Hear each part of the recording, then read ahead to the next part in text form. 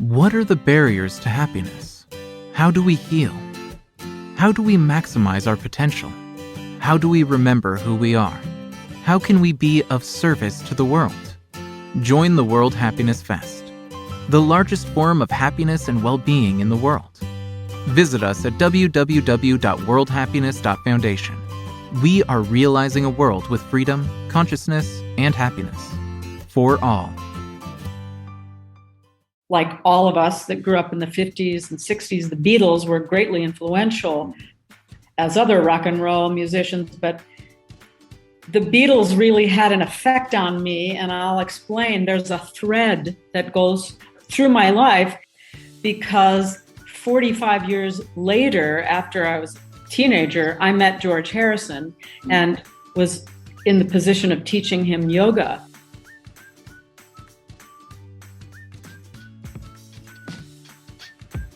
Hey, this is Achim Novak, executive coach and host of the My Fourth Act podcast. If life is a 5-act play, how will you spend your fourth act? I have conversations with exceptional humans who have created bold and unexpected fourth acts. Listen and be inspired.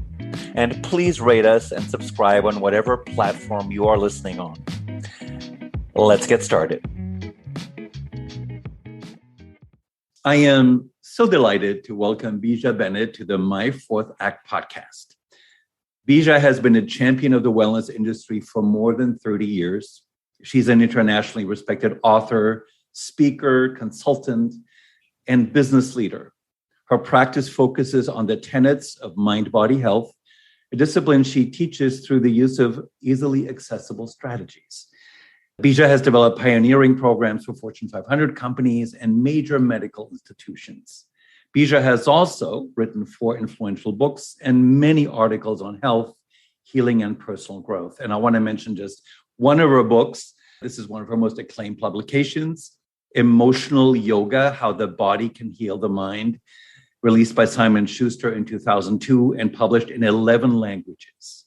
And last but not least, in some circles, Bija is known for her close professional association with Dr. Deepak Chopra, a mentor and colleague with whom she has frequently collaborated. Hello, Bija. Hello.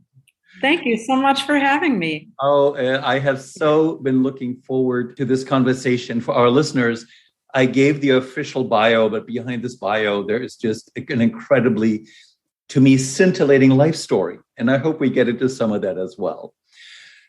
Before we get to where you are now in your life, which is, I think, always the most interesting part, I'm curious, when you were a young girl or teenager growing up, and your dad, who, by the way, is a very well-respected person and known person was in Chicago, did Dad ever ask you, who do you want to be? And if Dad asked you that question, did you have an answer for him? Well, that's an interesting question because I don't remember my father asking me that. But I think early on, I realized that I was much different than he was, even though I had admired him greatly. I mean, he was a businessman and a real estate developer. I, in some ways, through the beginning part of my life, avoided business and real estate, even though it was, there in the home all the time. He would used to play a game, who did I have lunch with or dinner with? And we didn't know anything. So he would talk about that and, of course, be impressed with certain people in terms of their wealth and their stature. But my mother would always say, is that person a nice person? Is he a nice person? So there were 2 things happening. One, being impressed by people who have been successful, and then the other side, looking and seeing who they really are. Yeah. And I think both have influenced me. Maybe it was confusing at the beginning. I get it now. And I think you can be both. That's what I aspired to. I love that that's where we ended, which is about integration and the possibility of integration, right? one thing that struck me in your personal journey, because I mentioned mind, body, health. And as a young person, and if I misrepresent you, correct me, you intentionally explored all of that. So one thing that struck me is that you studied dance and you became a dancer. What drew you to dance? Well, it's interesting because in continuation of the first question, I was very active growing up. And again, I think I chose sometimes these activities because my father was a very athletic person and I had wanted to bond with him so much because I admired him so much. The good news is I had the ability, mind-body coordination, athleticism to some degree. I swam, I rode horses, I skied, I played baseball. I was on the boys' baseball team. Yeah. My grandfather taught me how to throw a ball and really know how to throw and catch. People are kind of impressed with that now. I can throw a football and all. I loved being out. Maybe that was kind of my body type, just really active, almost too much, hyperactive to some degree. But sports and those kinds of tennis were really good for me because it helped me channel my, body. So development of my body was really important. However, I never was a dancer. Prior to that, I was very musical, and music was also a great influence in my life at the beginning. I grew up next to or near the Ravinia Festival, which is the oldest music festival in the country, outside of Chicago in Highland Park, which is a northern suburb.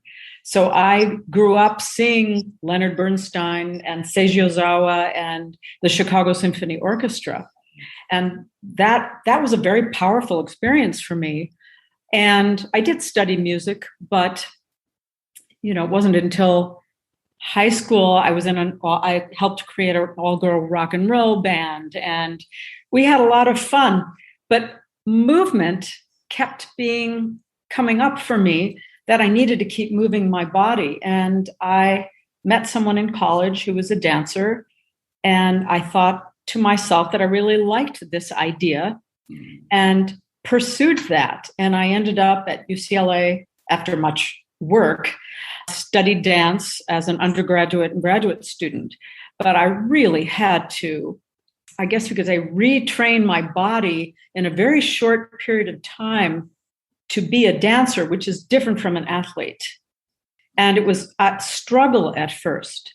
But, I realized that I could do that. I could really restructure the way I moved and the way I presented myself. It was very fulfilling in the end, and it really has influenced my life ever since. That phrase you just used, I could restructure myself and how I presented myself. That just, I'm a fellow writer, so I go, gosh, that is so cool. But if I can connect that to the music you talked about, because where my mind was going, I feel like you were drawn to all the senses and the connections between all the senses. Could you speak to that a little bit? That's a beautiful way of saying it. In Ayurveda, which is the traditional medicine of India, the senses are extremely important. And in yoga tradition, which we can talk about at some point, but through the senses, we perceive things. That's how we take in information. Touch, sight, taste, smell, all of those aspects are really important. And you may be right. I began to maybe train myself in some of those areas. And music or sound is an extremely important one to me. I mean, like all of us that grew up in the 50s and 60s, the Beatles were greatly influential as other rock and roll musicians, but the Beatles really had an effect on me, and I'll explain. There's a thread that goes through my life because 45 years later, after I was a teenager, I met George Harrison and was in the position of teaching him yoga. But he had a great influence on my musical studies because at UCLA, as a dancer, we had interdisciplinary studies at UCLA, the dance program, and ethnomusicology was one of them. So I studied South Indian vocal music. That was the time when George Harrison met Ravi Shankar and brought Ravi Shankar to the United States. And Indian music, I believe, was really developed at that point for the Western ear. But I began studying through something they called the Music Circle in Los Angeles, where Indian musicians, classical Indian musicians, came to Occidental College every month. And I would listen, and here's another restructuring of the scales, the way, the sound, the beat, or whatever you could say, the meter of that was so different from the way I grew up and understanding classical music. And I believe that affected my dance, my movement, but there must have been some sort of an inner kind of movement that happened as well. This was around the same time I started transcendental meditation, which also influenced me greatly. So it was kind of this integration of the inner and the outer that began during that time. I was interested in Eastern philosophy in college and all. And the senses, I think, were very important also. When you pay attention to them, it's an external thing, but it's also an internal practice to really sense those experiences. And I'm continuing to explore that to this day. Just a little aside to our listeners, Bija and I have the Zoom video on as we're recording, and Bija is an incredibly kinesthetic speaker. You're hearing the voice, but I'm watching the whole body involved in demonstrating things for me, which is a complete delight. And obviously, you're manifesting everything you're talking about as you're talking to me, which is great. I love doing that on stage, too. Yeah. I think that was when I started teaching with Dr. Chopra. You know, he's not so much that way. Yeah. And so highly intellectual, spiritual, brilliant poet, author, and speaker. And I learned much from that. But I also I was an entertainer, a dancer. I like to move on stage and inspire people as I spoke. They could almost, in some ways, see it and manifest, through my body. Not like I'm jumping around waving my hands, but, there are ways to teach even breathing where you can gesture and move, to show the flow of awareness or the flow of the breath. Maybe that comes from the dance training. Yeah. I'm not sure, but it's a way to express and communicate that I really enjoy. Well, in the last 3 minutes, there were at least 10 different doors in the conversations that I wanted to walk through with you. So I'm just going to go to one that is too tantalizing to not go into it. The Beatles also influenced me, their music, when I was a child, and so I feel them in my body. So the fact that years later, you got to work with George Harrison, and this is not so much about telling a George Harrison story, but around what dots were connected for you and perhaps for him through the encounter with each other. It's interesting. I never thought of connecting dots, but they kind of spontaneously happened. I think I did influence him as he influenced me. It was like kind of we bumped into each other, it seemed. When I bumped into the Beatles, I was excited about rock and roll music and also Indian philosophy because they learned from Maharishi Mahesh Yogi, from the Sgt. Pepper's on. George always did. He tended to move in a direction that was more spiritually oriented. And I was very attracted to that. He wasn't my favorite Beatle at the beginning either, but he became that, of course. Good. And through the music and Indian philosophy, when I was in college, studying Indian music, I also studied with Lakshmi Shankar, who was a Northern Indian music professor, and she knew George. So there were times, I feel like I knew him. And when I finally met him, so we're connecting the dots. So from that point at UCLA and Masters in Dance, I moved into the arts, actually, but always continuing my spiritual practice. And then eventually, when I met Deepak Chopra, I asked to work with him. And he allowed me to come and begin this with him directing the yoga therapy department at an Ayurvedic medical center outside of Boston that he was just becoming the medical director of. Yeah. And at that time, he was chief of staff at New England Memorial Hospital. Mm-hmm. But he began to change his trajectory as well.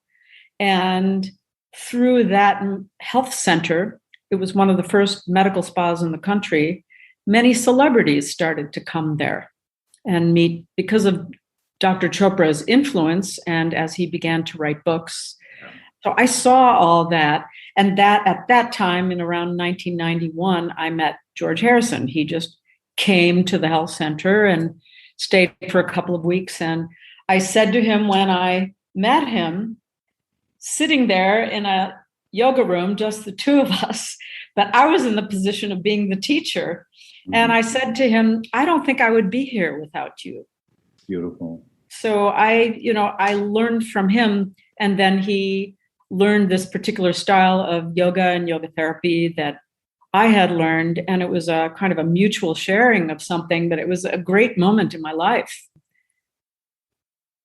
It wasn't that I had always wanted to meet the Beatles, but it just happened. It just happened. And it was a very powerful experience to me. A word from your sponsor. That's me. I invite you to go to the website associated with this podcast, www.myfourthact.com. You will find other equally inspiring conversation with great humans. And you will also learn more about the My Fourth Act mastermind groups, where cool people figure out how to chart their own fourth acts. Please check it out. And now back to the conversation. You mentioned yoga therapy. I know this is something you are known for. I have a hunch many of our listeners are very familiar with yoga, but they don't connect yoga and therapy. Would you explain to us what that means to you and in which ways it is therapeutic? Yes. Well, there actually is a subset of yoga that's yoga chikitsa, which is therapy. It's interesting because in India, yoga was always adapted to the needs of the individual. Mm-hmm. And even in the Sanskrit terms, there are different phases of life. Because when you're young, you have no risk to the body. You can jump around and be on your head and fall down and have fun. And there's no risk, really. And you're just learning at that time to integrate the mind and the body. So very kind of strict, almost militaristic, perfect form yoga was naturally taught to children so that they could integrate mind body. But as you grow older, you go to school, perhaps you have studies, you have a family, your demands emotionally on you and your family and your body increase. According to Vini Yoga, which is the style of approach of yoga that I've learned, the type of yoga that is taught to people after the age of 25 is modified slightly. So breathing, the integration of movement and breath is there because the breath really supports the movement of the spine, the autonomic nervous system. You need to sleep or you are exhausted after a full day. And how do you help your body and mind adjust to that and rejuvenate and all those kinds of things? Or the opposite, if you're depleted, how do you bring nourishment and energy back? So breath and movement combined. And then as you get older, there are different kinds of practices that are suggested as we age and grow older because we become more interested in what our careers are, what's the meaning of life, what about our relationships, what about our relationship to the world, our community, our family. And these techniques of meditation are very good for self-reflection. As you grow older, those kinds of practices are needed. And then as you are even older, sometimes we have injuries or things that we need to fix, or we're uncomfortable from sitting all day, or whatever it is. Yoga chikitsa, which is more therapeutic, the way you sequence a yoga practice, the kinds of adaptations of postures and movement, how you combine it with breath, sound, and create personal rituals for different times of day. So that's really more the therapeutic aspect, but it's technically a subset of yoga. I'm actually working with the Global Wellness Institute right now as chair of the Global Yoga Therapy Initiative. And we're doing a white paper on the very subject that you just asked, which is what is this relationship between yoga and yoga therapy? It's markedly different. As you just described it, and this is what I heard, so this is through Akim's lens, and what really resonated with me is the adaptation of yoga into something that becomes a personalized, ritualized practice. Yes. And I also heard a potential playfulness in it. So that was really intriguing to me in the language you used. And I appreciated the description of the different stages in life and how yoga can have a different meaning in different stages and a different purpose. If I can connect therapy and healing at the deepest level, healing the soul, the spirit, can that be part of therapy? Is that part of therapy? What would you like to tell us about that? Absolutely. Sometimes when a person comes to you, and as a yoga therapist, it's different from a yoga class because a yoga class is instructing someone in how to do something. And a yoga therapist, like a psychologist or any therapist, you sit with someone and you listen and you observe and you hear what their story is or what's going on with them. And you continue to do an intake, we say, so that we look at them, you look at somebody from different dimensions. There is a model in yoga therapy that looks at the human being in many dimensions because we're not one-dimensional. We have the structure of our body, we have our physiology, the mind and the senses, as we spoke about before, and relationships, our emotional life, as well as some spiritual connection with something beyond us, whatever we want to call it. When you sit with someone and hear, then the yoga therapist begins to develop programs that are extraordinarily personalized. That's the heart of yoga therapy. And someone may come in for a low back problem, but really what's going on is they're having relationship issues with their husband or wife or family or work. And you really start to uncover those things and the kinds of practices that are given by the therapist, depending on how insightful and creative they are, eventually address those deeper issues. Just the way you described that relationship, for me as a mature man, that kind of relationship with a helper/healer is so appealing.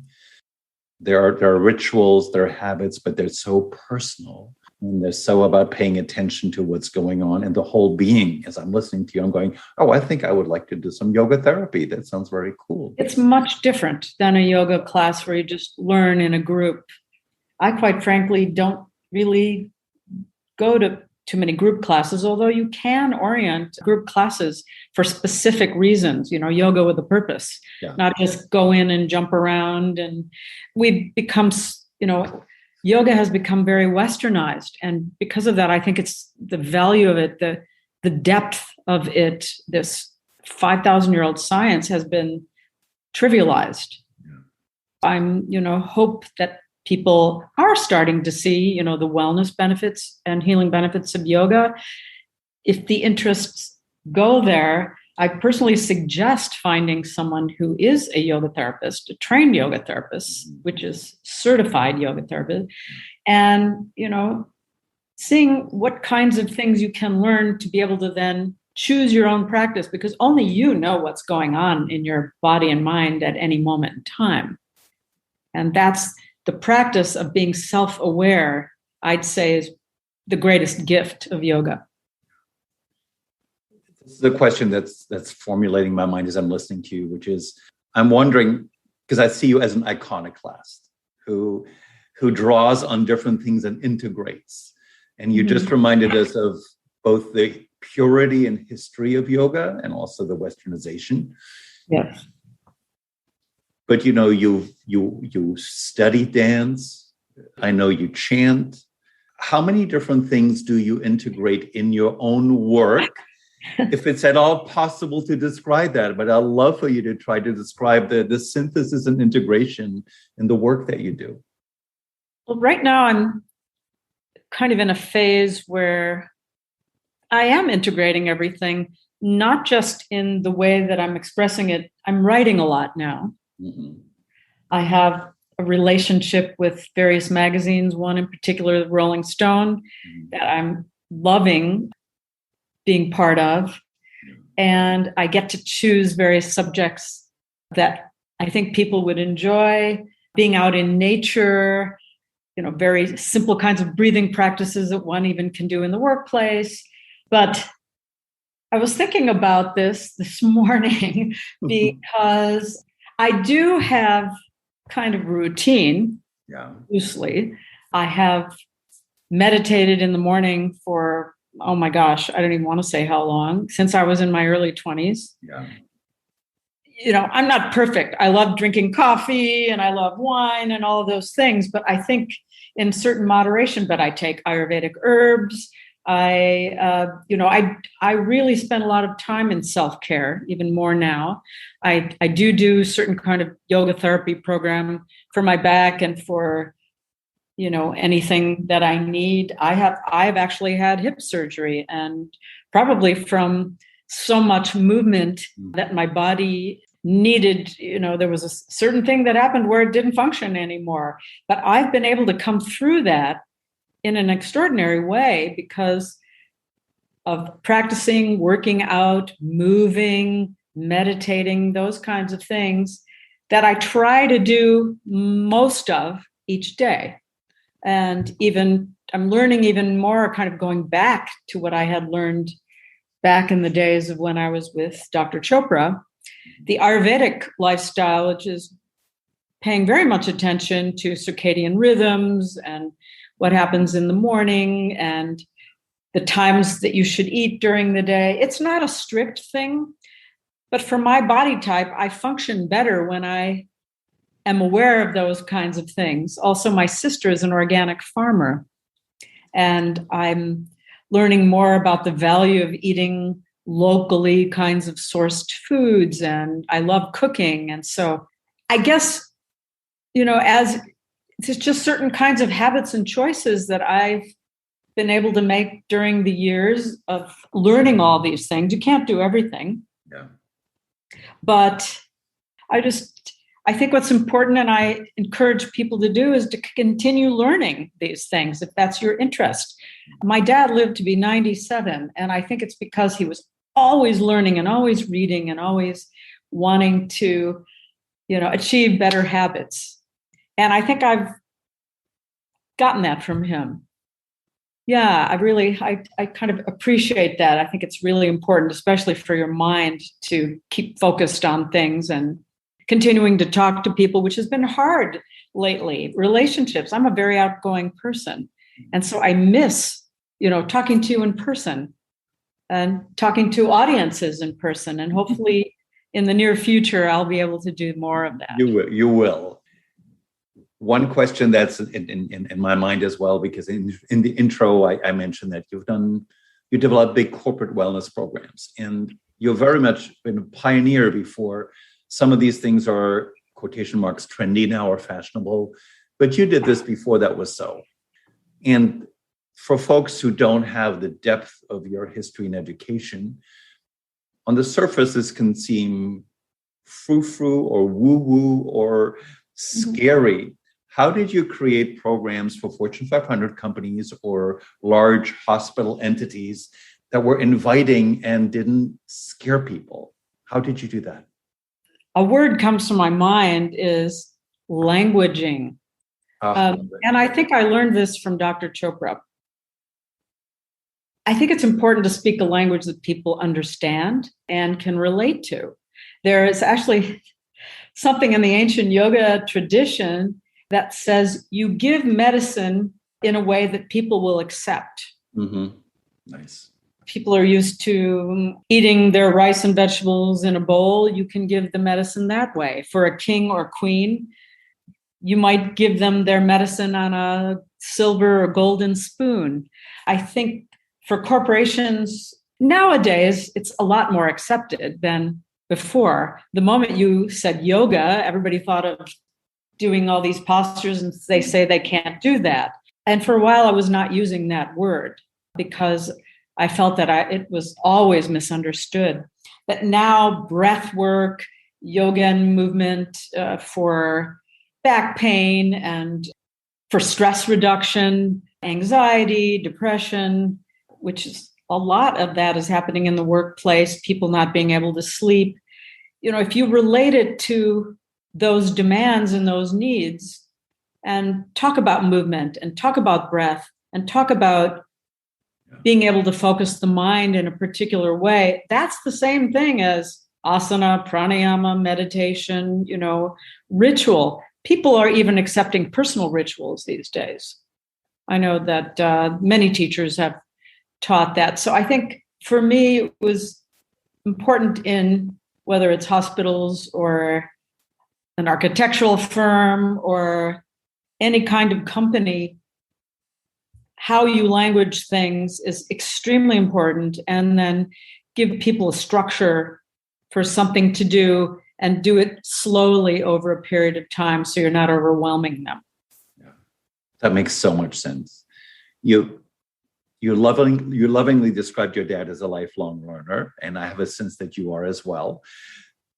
So I'm curious, at this stage in your life where you've experienced a lot of things, you know a lot of stuff and you continue to learn, like what are some things that are emerging for you, Bija, where you go, oh, this is interesting, or I'm drawn in this direction?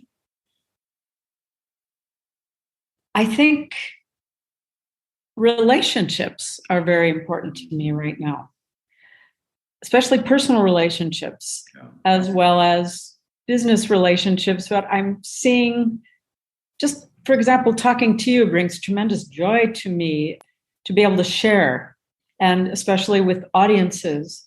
It's always been really important to me, and I would like to pursue that more. Another thing that I'm doing more of now is I am renovating an apartment that was my parents' apartment. So I'm learning about architecture and design and budgeting, very difficult, and how you choose kinds of things to create a certain kind of environment for me, which I would like a more settled kind of environment that I can work and I can live at the same time. Philanthropy is another important part, I think, in life. And I also grew up, I think that was something that my parents always did and always were part of. And also I'm carrying on a little bit of a legacy for my family and my parents. They were involved in medical research in Israel and music with the symphony, and those are kinds of things. My father started a real estate school in Chicago through Roosevelt University, and I'm interested in that. Even though I'm not a real estate expert, wellness and real estate now, that's becoming a very big trend. So I feel that some of my value that seemed more crazy out there for as I was growing up, yoga and all that, is really wellness disguised. So many different aspects of life now are opening to those kinds of ideas and choices and practices, things that you wouldn't even imagine, but also bringing it to people who can't afford to go to spas and have these great wellness programs and all of that. I think that's extremely important to make sure that our world is healing, not just the wealthy or those that can take yoga classes in studios and such like that. So that's kind of been an interest and is becoming more powerful for me as I get older. It's almost as if the world is catching up with you. That's what I'm thinking. Sounds good, but there's a phrase that I remember from my time of chanting and being in Hindu environments, which I'm going to call it tasting the sweet nectar of life.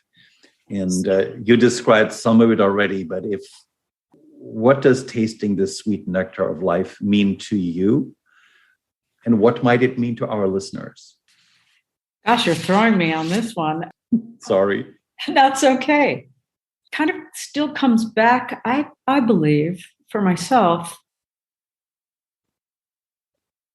that part about self-awareness that we talked about that could be maybe the thread through everything. I remember a practice that Deepak had given to a seminar that I was co-teaching with him. And he had us close our eyes and begin to picture ourselves as we were when we were very young.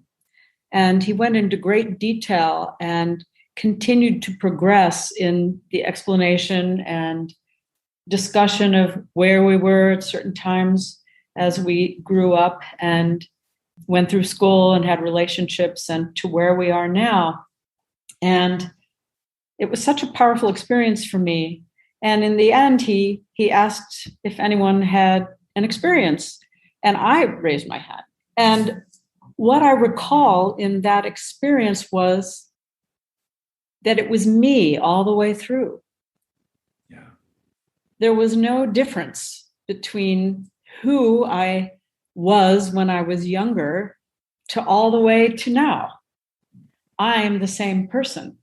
I thought that's a powerful experience for all of us to perhaps learn or experience. Also, another teacher of mine, Maharishi Yogi, always said to do less to accomplish more. Do less and accomplish more. And in some ways, experiencing the sweet nectar of life is to experience almost nothing. Does that make sense? So yeah. As I begin, if I draw my attention inward and, focus on my inner experience, whether it's an inner experience of my senses or the inner experience of what's happening in the seasons right now as things are changing color and decaying. These are the natural flows and movements of life. I think the experience of the sweet nectar for me is to really be able to tune into these inner changes and flows that are going on all around us, but sometimes we don't pay attention to because we're so concerned with what's happening externally, which is important.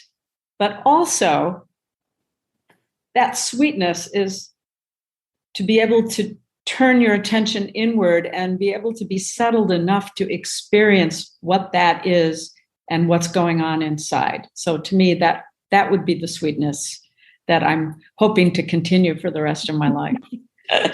I appreciate you for dancing with the word sweetness. That was such a joy to listen to. So this is my final question, and I would like to sort of invite you to direct it to our listeners who might be thinking, Bija has explored so many things. They might think she's a deep explorer. She's explored things that I have not explored, or maybe things I have wanted to explore, but the circumstances weren't right. But I'd like to take some baby steps around, again, the exploration of the inner self and the connectedness of everything. So what kind of guidance would you give those folks? I think there are many different tools now that are available, so many more than when I was beginning this kind of exploration. And I encourage you all to keep looking out there and seeing what's there, but also listening to your own self, your intuition, just because it's a famous yoga teacher or this or that. If it doesn't, and this is kind of a new age word, resonate with you, if you don't feel good about it, or you don't feel that meditation technique works for you, it's fine. Move to something else. Until you find it, then stick with it for a while and just practice it on a daily basis, even if it's for 5 minutes. There are no rules around this, how long you should do something and when. But I mean, for me, if you find something that you feel good about that helps you to feel good, whether it's a breathing practice or taking a walk every single day or a particular kind of aromatherapy or, even working out, continue to do it, because it's through repetition. I have found that it really brings much more fulfillment, and you will start to see changes. There's a wonderful Western teacher, Rudolf Steiner, that there's a book, Knowledge of the Higher World and Its Attainment. But he says if you can just change one habit, that does more for your spiritual life than almost anything. I would just continue to observe and try something, see how it feels. And then if it feels good, then continue that for some period of time. That would be my recommendation. We already know that our listeners can find you in Rolling Stone. And I mentioned the title of one of your books. For anybody whose curiosity you piqued, who wants to know more about you, the work you do, your writings, and wants to be inspired, where would you like to direct them? Well, right now, my website, bijab.com, bijab.com. I give a lot of practices. Basically, it's a site where there are over 70 videos you can choose from. And I write a lot. And so there are many blogs and articles, some of which are in other magazines, Ageist Magazine and Rolling Stone Magazine and such. I also offer a complimentary audit your wellness that you can take and just get a sense of, in those 5 areas or dimensions of yourself, from the physical to the emotional, physiological, etc. And it could just give you an idea of maybe where you're at and what you might want to work on a little bit more. And those I offer on the website, and I would be thrilled to hear from you as well. Again, the website is bijab.com. I thank you for so generously sharing yourself with me and our listeners. It was just a joy for me. It was a joy for me. Thank you so much. Also, there are social media that I forgot to.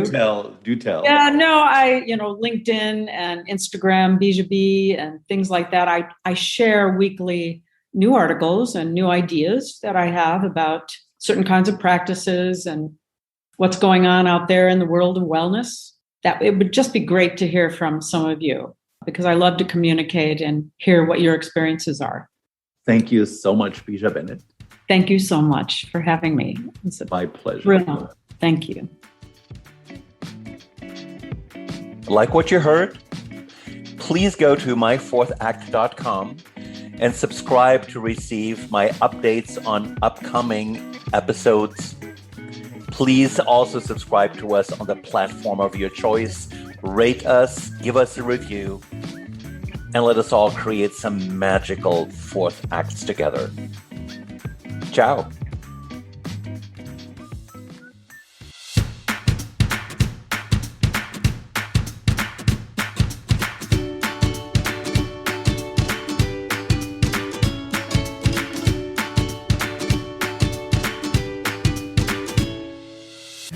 What are the barriers to happiness?